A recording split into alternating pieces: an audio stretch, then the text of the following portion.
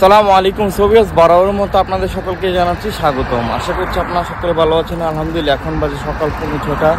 এখন আমি ডিউটিতে চলে যাচ্ছি। তো আমি কি কি কাজ করি তাই আজ আপনাদের সামনে তুলে ধরবো ইনশাআল্লাহ।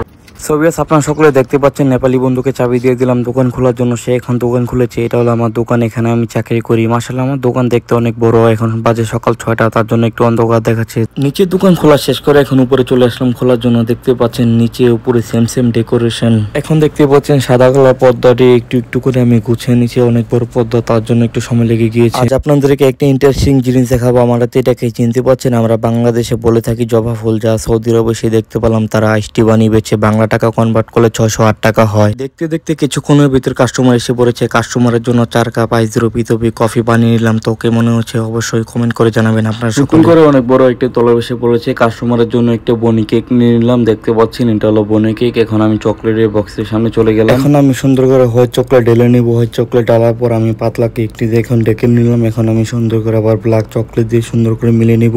মিলিয়ে নেওয়ার পর দেখতে পাচ্ছেন এখন আমি হালকা একটু ক্রাঞ্চি দিয়ে দেব। অবশেষে অর্ডারটি রেডি হয়ে গিয়েছে। এখন কাস্টমার এসে বলছে আমার বোন পরীক্ষাতে পাস করেছে, তাকে আমি একটা iPhone 16 Pro Max গিফট করবো, তুমি নিয়ে আমার অর্ডারটি দিয়ে আসো।